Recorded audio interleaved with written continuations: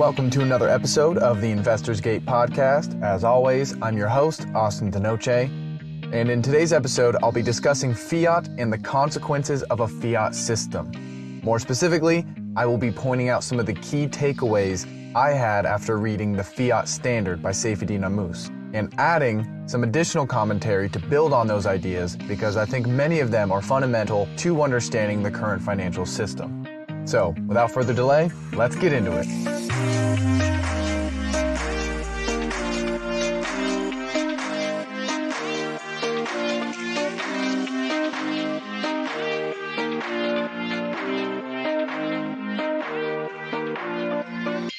Just to be clear, this podcast isn't intended to be an exhaustive summary of or substitute for the book itself. Totally. But it was an excellent read with countless insights, so I wanted to share some of its key takeaways and my thoughts around those takeaways. Woo!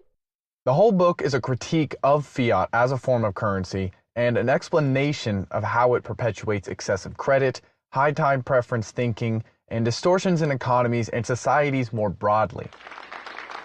Despite that obvious bias being the impetus of the book, it presents a fair case against fiat with very sound and well-researched criticisms. Nice. A good section of the book also discusses many of the indirect ways fiat affects economies, such as through education and food.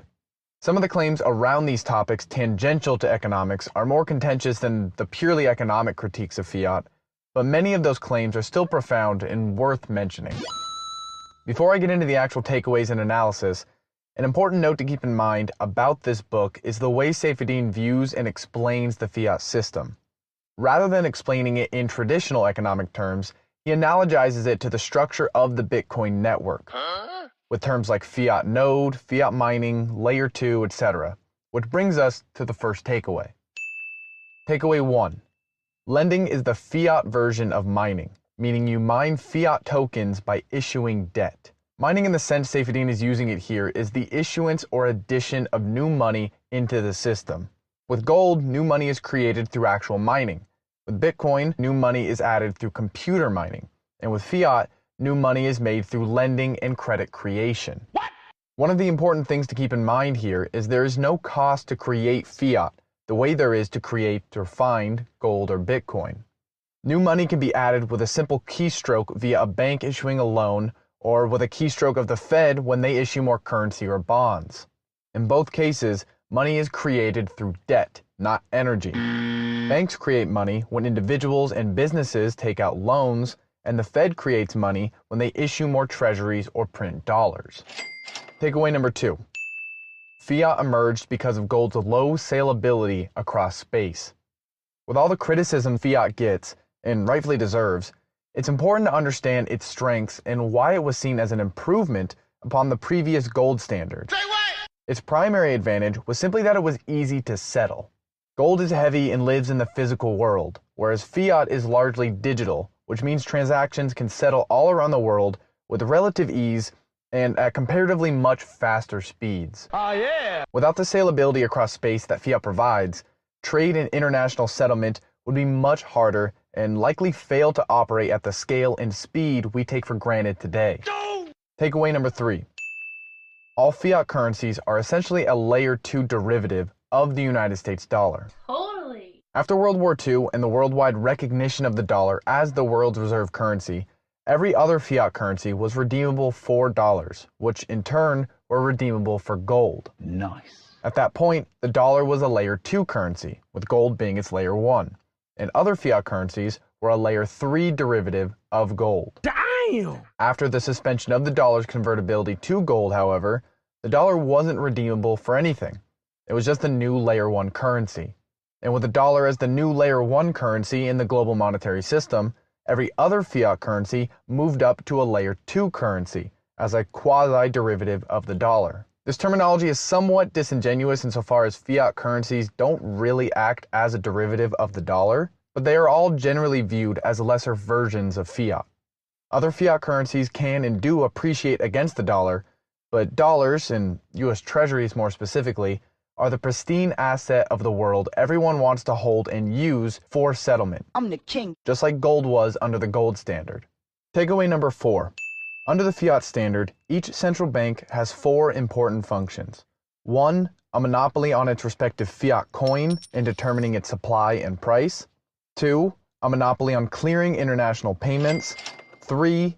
A monopoly on authority over regulating domestic banks, holding their reserves, and clearing payments between them. And number 4. Lending to its respective national government by buying its government bonds. All these points are pretty self-explanatory, but they're a good reminder of what a central bank actually does. It controls the money supply, the terms of international trade, how domestic banks manage their money, and it buys its government bonds to support deficit spending. Throw that money in the air.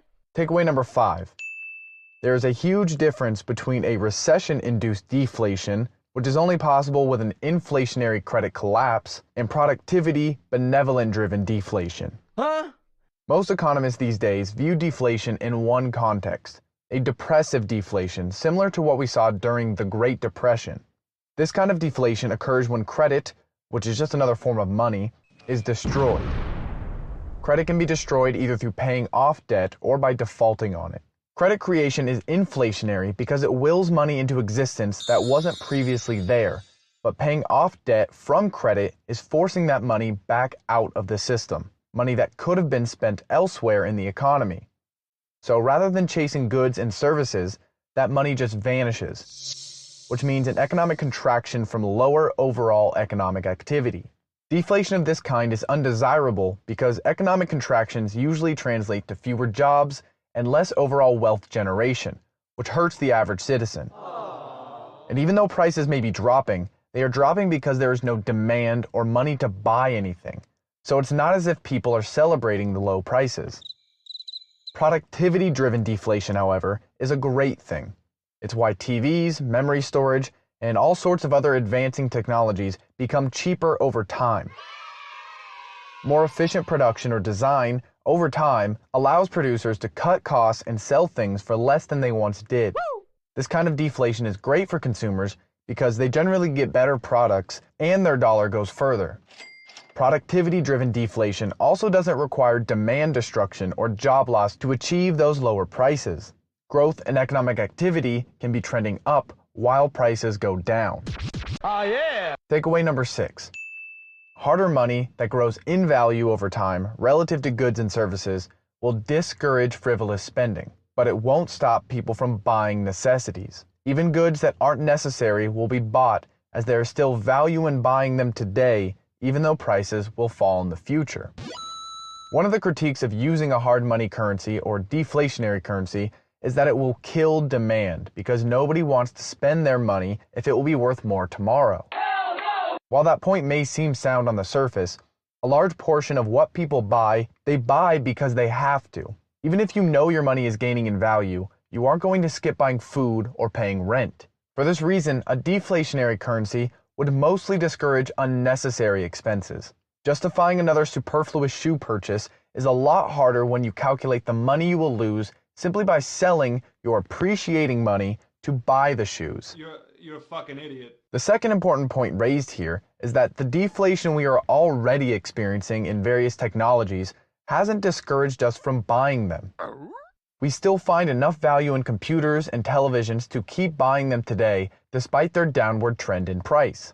A television will almost certainly be better a year from now, and possibly even be cheaper with or without accounting for its advancements. But that hasn't stopped consumers from consistently buying them. Takeaway number 7. The biggest flaw of the CPI, the Consumer Price Index, is it lacks any objective metric by which to measure prices. The CPI is just a mathematical tautology referencing prices in dollars as a way to measure the changes in prices in dollars. This is a fascinating point because it shines a light on the idea that measurement of any kind is best done when you have an objective and constant unit of measurement, like centimeters, grams, or seconds. CPI, however, measures inflation with a constantly fluctuating unit of measurement, dollars. Measuring things in this way makes contextualizing changes much more difficult because it redirects your focus to the near-term rate of change rather than the overall change. Last year's June CPI might be 5%, and this year's June CPI 7%, but the year-over-year CPI for June would only be 2% because of base effects. What? So rather than comparing inflation to a fixed value, the goalpost is always moving. There is no constant value to measure against the changes in prices that gives an accurate estimation of how much prices are actually changing. Takeaway number 8. CPI is based on consumer spending and won't account for changes in spending habits due to increased prices. As prices soar and consumers can't afford goods, the quality of those goods is usually lowered to balance out with the prices consumers can afford, which is not accounted for in CPI. Because CPI only measures the price changes in goods, not the demand level, it doesn't always capture the full story behind inflation. Prices in meat could surge to such a level that demand tapers off, which might slow or stop continued inflation, but that's only because consumers transition to buying cheaper alternatives. CPI also doesn't adjust for lower quality products. It makes sure to include hedonic adjustments, which account for increases in quality, as that helps lower the CPI number, but it completely disregards its equally as important counterpart. When prices and costs are too high for consumers, producers will cut whatever corners they can to counteract inflation and get prices back to where they were. That difference won't show up in CPI, but it will contribute to worse products, meaning your dollar isn't going as far as it used to, which is just another form of inflation. Takeaway number 9. In many instances, success in a fiat system means accumulating larger negative cash balances. What? The statement could sound confusing at first, but the point being made is that the person or entity able to take out the most debt wins. To get to the point where you can take out the most debt, you'll have to build credit and accumulate capital, but the goal is to chase debt because it's structurally incentivized through inflation. Inflation decreases the value of debt in absolute terms over time, so you are essentially paid to go into debt if you can secure an interest rate below the rate of inflation, which has been very easy to do for large companies over the past decade, as rates have been mostly zero-bound. That was easy. With borrowing rates below the rate of inflation, the more debt you can take out, the more money you make. Debt simply becomes a form of leverage that pays you to use it. Takeaway number 10.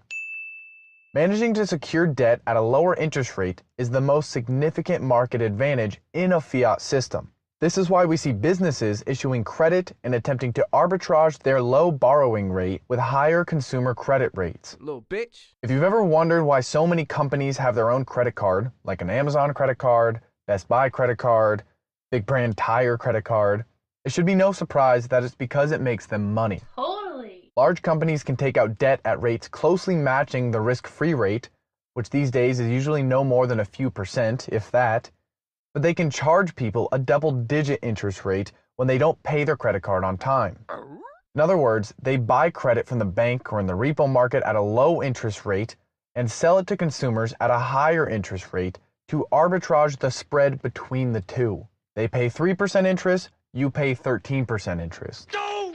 Takeaway number 11. Without fractional reserve banking, capital and labor would flow to the highest bidder, and that tends to be the entrepreneur who uses capital and labor most productively. Fractional reserve banking is how banks create money through credit. They have a certain amount of cash reserves from depositors, but they will lever up by issuing loans that far exceed those reserves. In an environment where banks can lever up through fractional reserve banking and credit is relatively easy to come by, there isn't much competition for which person or company gets a loan. Pretty much any entity that wants one can get one. If banks were limited to spend only what their cash reserves would allow, however, they would be much stricter on who gets a loan, meaning only the most qualified and talented entrepreneurs would earn such a luxury. In a world where funds are scarce, the banks are only going to give loans to borrowers willing to pay higher prices and those that present the least amount of risk. That means zombie companies, as they're often called, would not be able to get an endless amount of credit. They would either be forced to improve their credit worthiness and returns to earn the credit, or they would have to stay alive without it, which often means they go out of business because they aren't profitable. Tightening the availability of credit is how you create an environment where only the strong survive. Bad companies are subsidized by cheap credit, and they are weeded out through competitive credit. Takeaway number 12. Fiat systems encourage high time preferences in all areas of the economy, which is short-term serving and long-term damaging. One of the qualities of fiat Saifedean references throughout his work is its tendency to drive people and economies to be very short-sighted. You're a fucking idiot. Inflation encourages spending rather than saving, which fosters an earn more now rather than later mentality. If desperately outpacing inflation was no longer a concern, businesses wouldn't be as inclined to spend money on share buybacks over R&D, fixate on quarterly rather than multi-year growth, and would find themselves incentivized to choose smaller short-term gains for larger long-term gains far more often. Woo! With a fiat inflationary system, however, everyone is caught up in the rat race that is beating inflation. Both businesses and consumers are conditioned to spend rather than save because their dollar is losing value over time. And when your money is losing value every day, you act in ways that are short-term serving and long-term damaging because there is no saving for the future outside of chasing aggressive risks and returns in the markets. Takeaway number 13. The Fiat Standard and tendency toward cheaper, lower quality food has brought us vegetable and seed oils, widespread use of corn and corn syrup, the prevalence of soy as a substitute for healthier and more expensive alternatives, a transition to low-fat foods, and the popularity of whole grain flour and sugar. As inflation slowly squeezes money out of the consumer, they are able to afford less and less over time. Eventually, consumers are priced out of eating certain high-quality foods, and businesses accommodate the marginally poorer buyer with cheaper quality ingredients that keep prices low. Because food is an essential good consumers can't live without, inflation can only go so far, and lowering the quality of food is the easiest way to balance out some of those price increases. Takeaway number 14. The government funding of schools disallows parents or students the opportunity to leave that school, take their money elsewhere, for another. Having no competition or voting system through spending choices leads to a decline in the quality of education. And while private schools are expensive, public schools generally spend more per student and return worse results. To solve this, government should simply take that money and give it to parents as a school credit so they can choose where to spend it and foster a healthy marketplace of educational institutions competing for those dollars. That was easy. Because public schools are technically free to the average citizen, the cost per student doesn't get much thought, but the government actually spends about $21,596 per student compared to an average of $15,658 per student spent at private schools. Damn! This may seem strange considering private schools are usually thought of as offering better education than their public counterparts, and that would be the appropriate take. The reason this price disconnect exists is public schools don't have to compete to earn that money from the government. Funding isn't contingent on student performance or the quality of the curriculum. Schools are given the same amount so long as they are able to meet the bare minimum of academic standards. If the incentive to meet the bare minimum was replaced with the incentives of a free and open marketplace full of schools competing for a government-issued grant of the same $21,596, schools providing only the bare minimum would go out of business. And we say bye-bye. Perhaps more importantly, schools would have less of a monopoly operating in a world where their performance was always being tested by new and better schools fighting for market share. Only the schools with the best teachers, campuses, resources, and leadership would earn the votes of parents to secure that school credit from the government. It would be a race to the top rather than a pull toward the bottom. Nice. Takeaway number 15. Academia has created a model where academics work to get published for no direct financial gain, so publishers can profit off of their work. What? There's also no market feedback on the value of the work, creating a huge disconnect between market-valued information and what the centralized publishers and committees decide is valuable. For real? You fuck with that? The structure of academia is, in a lot of ways, diametrically opposed to the structure of free markets. For one, it's a closed market, aimed solely at appealing to a very centralized group of publishers, rather than the much broader market of diverse individuals. Researchers and writers aren't directly paid for their work, but the funding for their work is largely contingent on how much they're published, so they are incentivized to appeal to that very niche audience rather than provide research a larger audience would value. Second, there is no mechanism for legitimate market feedback. If there is no objective pricing system set by the market or the ability for the market to value a piece of academic literature through supply and demand, there is no signal to the producer of that literature that something needs to be fixed. Takeaway number 16. The IMF's ability and tendency to bail out foreign countries is akin to the Fed's tendency to bail out its private sector, which inspires the recipients of the bailouts to take on more risk given they have a lender of last resort as a safety net. Just like the Fed is the lender of last resort in the United States, the IMF, International Monetary Fund, plays a very similar role for emerging markets and undeveloped economies. This is an important analogy because simply knowing you have a lender of last resort to bail you out motivates you to take more risks. This has been true of the banks in America, and it's true of the developing countries that know the IMF will provide funding if and when they default. Having the safety net of a lender of last resort might seem like a good idea until you realize it actually encourages the behavior that leads to a lender of last resort stepping in. In other words, it's a self-reinforcing relationship destined to get worse over time. Takeaway number 17. You can classify the cost of fiat into 4 categories. 1. The destruction of holders' wealth through inflation. 2. The destruction of the role of money in economic calculation. 3. The increased power of the government to shape the economy and society. And 4. The increased cost and likelihood of conflict. The first point on inflation likely doesn't need further explaining, but let's walk through the other 3 points. First, the destruction of the role of money in economic calculation refers to the government's role in price distortions from their interventions.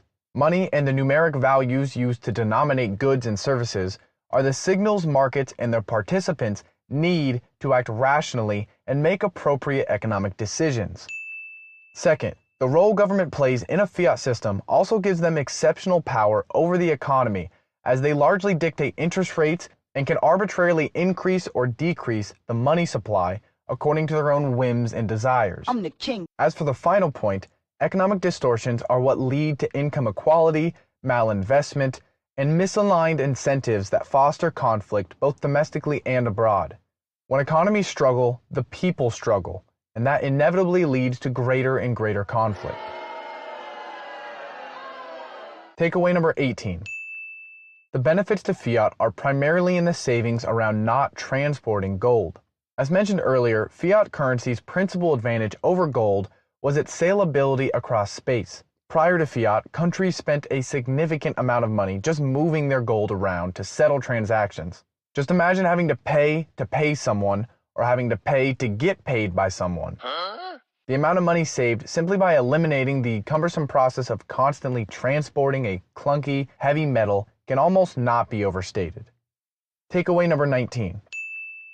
A curse of inflation is attracting investors to unprofitable investments through nominal profits despite them boasting negative real returns.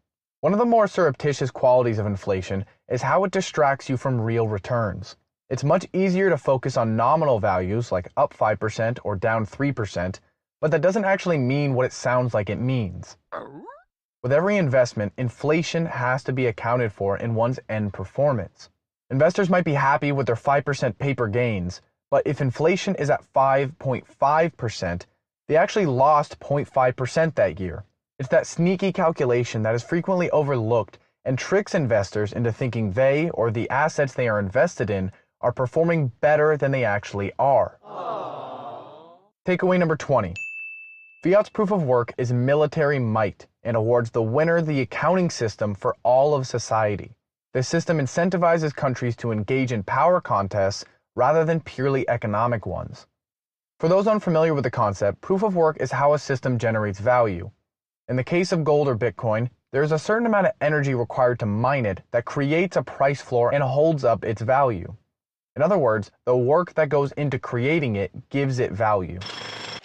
For fiat currency, however, there is no work or energy required to mine or create it.